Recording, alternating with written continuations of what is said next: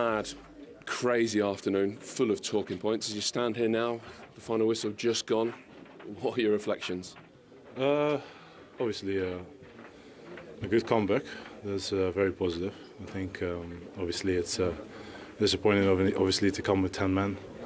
But the fight we showed, we kept going.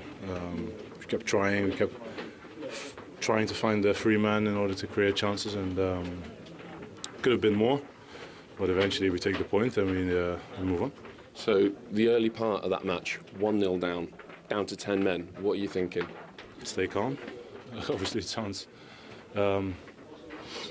easier than to do it, but yeah, listen, it was always going to be tough against them. They make it tough to a lot of teams, and we've seen it last year when they came here, obviously, and last week when they play Arsenal, they made it tough as well, and we had to play a very good game. Unfortunately, come 1-0 down, red card, and you have to turn it around and keep fighting and keep trying to play your football, and that's what we tried, especially second half, and could have led to more, but unfortunately it didn't. So there were a number of big decisions in that match. Fulham could have had a player sent off twice before Andy Robertson was sent off. I think you were on hand when Andy got shown his red card for the challenge.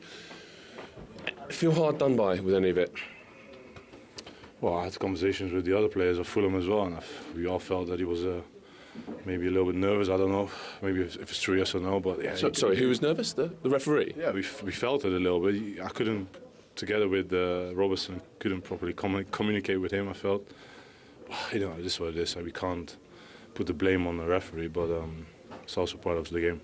So as a captain, you'd normally like more dialogue with the referee than you did today? Well, we are the only ones apparently that can speak to the referee, and we all speak about protecting the referees and stuff. And if I want to speak in behalf of my team, then I should be able to. And I felt like at times, but we shouldn't make a big thing out of this. But probably gonna happen now. But it isn't the reason where we drop points today. There were also multiple other factors, and but we take the point and move on. They will take the point, and as you said, considering all things that went on in that game, it was a good point earned. It was, in the manner they composed themselves and imposed themselves on Fulham. Great energy, great fitness, great determination and belief in what they're doing to just stay calm and overcome the adversity today. Lots to take from it from a positive point. Doesn't always go your way in the Premier League. We saw that today, but they get the point, they move on. Yeah, I know. They were trailing at half-time, weren't they? And we were talking about what the plan would be for the second half with the 10 men, and it was Cody Gakpo that got on the score sheet for them. Yeah, I mean, I think it was probably the only thing maybe that Robinson had done wrong in the game is not get tight to Mo Salah and give him the time and space to do that. Any player with this time and space is going to produce magics and moments and quality. There's a big distance, you've got to get out to him. You've got an extra player, there's no one behind you, get tight, stop the cross. And then there's obviously an overload round the back stick, and look, Gakpo, brilliant diving header, he isn't going to miss from there. You see it from this angle now, nice tidy finish, but you can't give Mo Salah that time. We've already seen what he can do throughout the season, and season's gone before. If you give him that space, he will put that on a sixpence for Gakpo, which he did. What an assist from Mo Salah, his 100th for Liverpool in all competitions. That was some ball. It doesn't surprise us, though, does it? It doesn't. I mean, if you give him time and space, whether it's the outside of his foot, whether it's curling and the in-swingers, he does it week in, week out. He's just so consistent with his end product.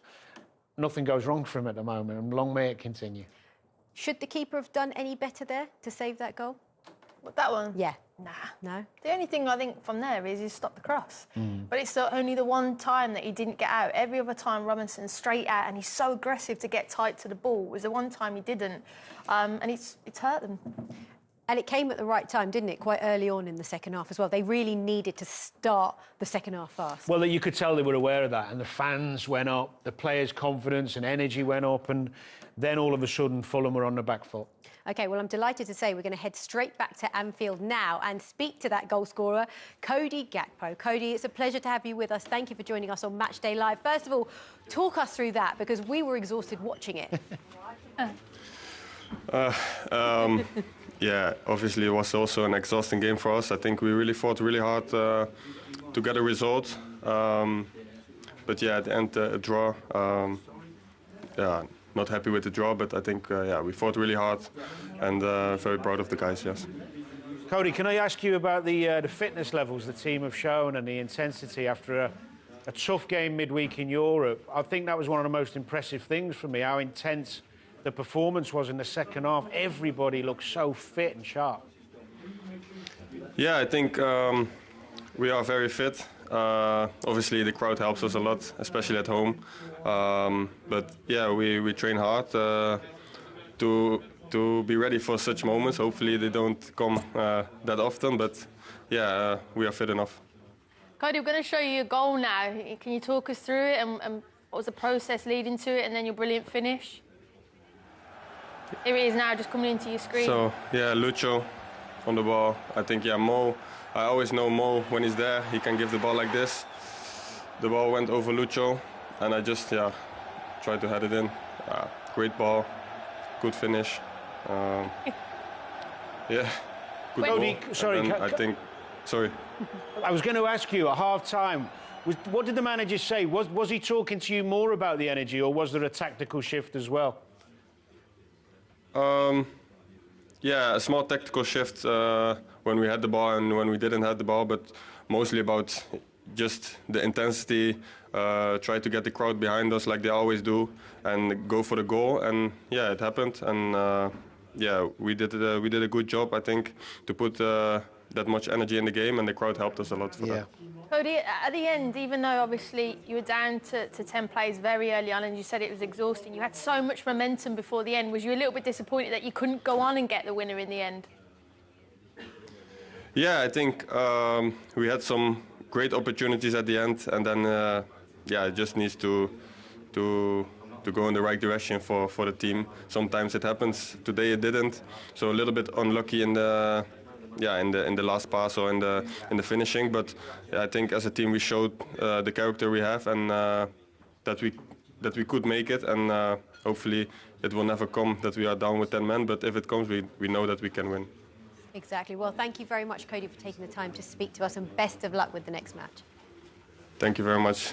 Bye-bye.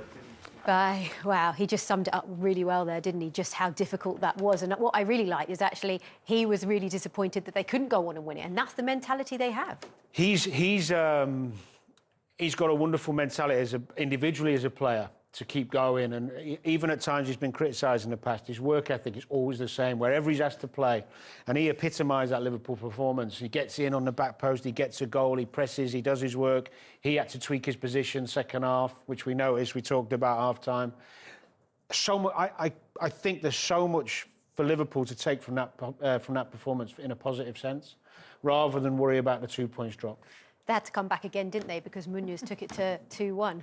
Yeah, I mean, again, this is where they were going to get down the sides. When Liverpool went to a back three there, you're thinking there, the side areas, could he have defended that better in terms of that ball was always going to come down the sides of Kwanzaa there, but running off the back of maybe Trent there. And then the thing that I'm probably a little bit frustrated in there, he's got to either check with his body, or he gets the pace and behind and stops that pass in from Iwobi. But I'm thinking there, Virgil van Dijk, if you just go 2 or 3 yards, bust a gut, you side foot out of the way.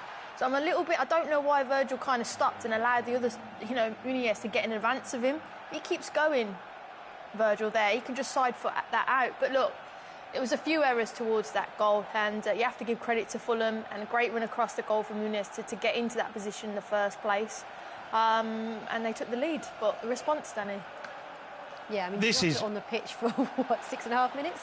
I mean, we know his quality. We've seen it many, many times. And this is what we talked about before the game. Liverpool, half-time, having the quality on the bench to bring players on who can produce moments of magic. In the final third, you need real quality in tough moments. This is beautiful.